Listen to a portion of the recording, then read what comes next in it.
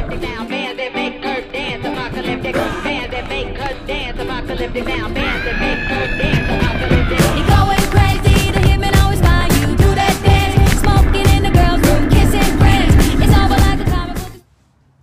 Hey, happy Friday. It's Lex. How's everybody doing? I hope you guys had a good week since I've seen you. This week's topic is how we felt the first time we got called our preferred name and gendered correctly. I'm 7-ish years on T, so I vaguely remember like those first times of like being called Lex and he and whatnot.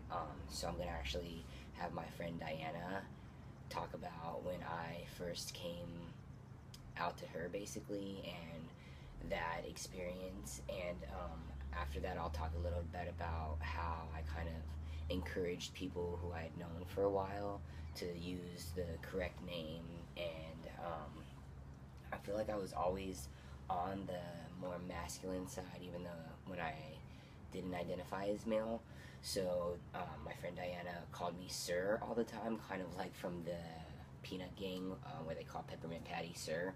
So I've been being called Sir by her for quite some time. She's very like respectable or respective of how I identified and what I wanted to be addressed as. So I'll let you check out what Diana had to say about me coming out. I've been friends with Lex for about 10 years now, and that is all the way back to Lex just in his lesbian days, and all the way till now to his magnificent beard.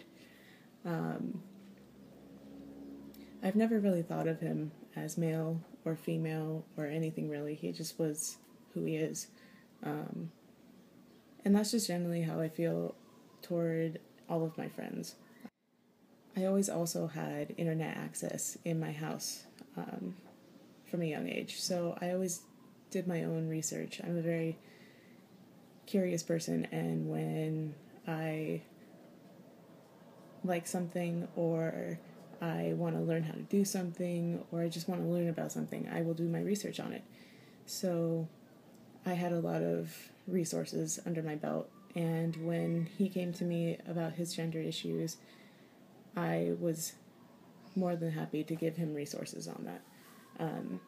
From the beginning, when I met him, he always had issues with his body and was always self-conscious about it, and I always knew that he just wasn't really happy with it, and whether he figured out that he wanted to transition or just maybe wanted to bind or pack or anything, I was just happy for him to explore those things. So I specifically remember a time when we were at our friend's house at like a party, and he came over and sat on my lap and put his arm around me and told me that he was thinking about coming out as trans, and I was so happy, and he looked so happy about it.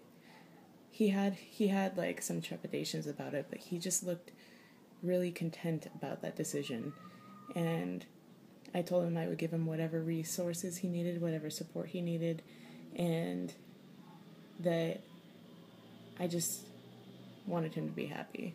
So it was never really an issue for me. When he told me all of this, I switched to the pronouns that he preferred, I switched to the name he preferred, and it just became normal. Because I never really made a big deal out of it.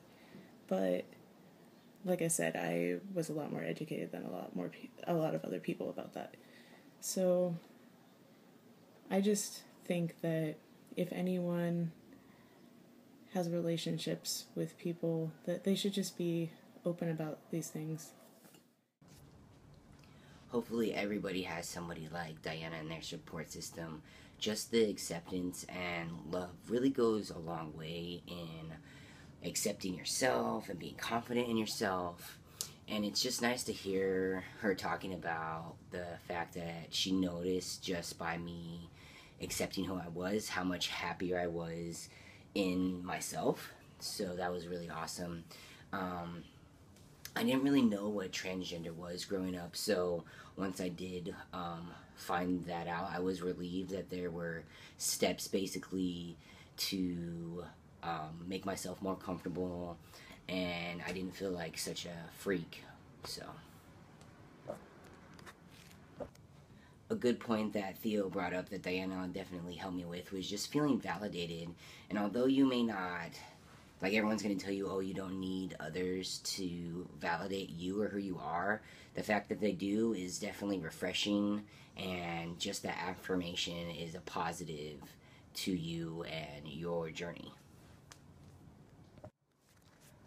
One thing that I did to kind of ease people who I had known for quite some time into calling me the correct name, I don't ever feel like any of my friends had issues with pronouns, but I mean, most of my friends I had known for a good 5 to 10 years, and some of my friends I have known since we were in diapers. So basically what I did was, I took their cell phones and I changed my name to Lex, and then I put like the little hyphen thing, and then my birth name, and I told them, this is just to help remind you how to address me, and whenever you feel comfortable removing my old name, go ahead and do so. There's no rush, but this way every time they went to text me or call me or whatever, that will pop up and be like, no, you're calling Lex, not my birth name. So that definitely helped at least 2 of my friends feel a little more comfortable with it kind of easing into my preferred name, instead of just like, you better stop calling me this and don't ever do it again, and if you do, we're not talking, blah blah. I definitely took the changes very slowly and nonchalantly. Like, we were out at a restaurant, and the waitress was like, how can I help you ladies? And one of my friends was like, there's a man here, ma'am.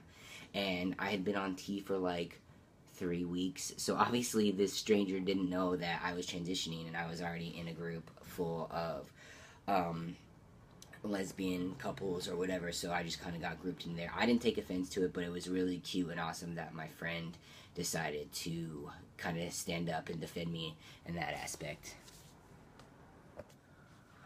One other thing that definitely stands out in the beginning of my transition, I was helping a lady at the register, and she couldn't get the zipper in her purse to open so she could get her wallet to pay for her transaction, and I offered to help her, and my first try I was able to squeeze the zipper together so it got unstuck, and she was like, oh, sometimes it just needs a man's touch. And my coworker like underneath the counter was like nudging me like, oh yeah. And so, I mean, obviously we both, like, it was nice that my coworker was excited for me too, and that the lady just recognized me as male, and something like that trivial really was something that was super positive and stuck with me even after all these years. Some advice that I really have for you guys is to just take it slow. I mean, there's a difference in taking it slow and not being respectful. Obviously, you need to be respected, and if people can't do that, then there needs to be some change in your guys' relationship. But also, it's a transition for everyone around you to come to terms with what you've already taken the time and to process or whatever. It's not like you just decided to transition overnight. So they have to kind of go through that transition process with you. So just to remember to be patient, and as long as there's respect involved, it really shouldn't become a big issue. I hope y'all are doing well, and have a great weekend. Go hiking, get outdoors. If you're snowed in, read a book. Come visit me in Cali. Have a good one, guys.